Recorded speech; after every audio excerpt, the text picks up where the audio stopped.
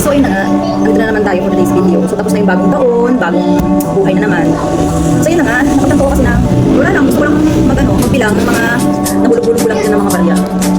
Yun. So yun, bibilang natin yung mga nahulog-hulog na barya. Kapag may mga sukli-sukli ako, tapos nahulog-hulog ko lang dyan. Naipon naman siya. Siguro kailan ba nag-start yun? Mga 5 months siguro. 5, 4 months, gano'n. Or 6 months. Hindi ko lang matandaan kung kailan nag-start yun. Basta, kada na lang manipilin ako yung mga sukli-sukli na mga taga-benta, yung hulog ko talaga. Hindi ko lang.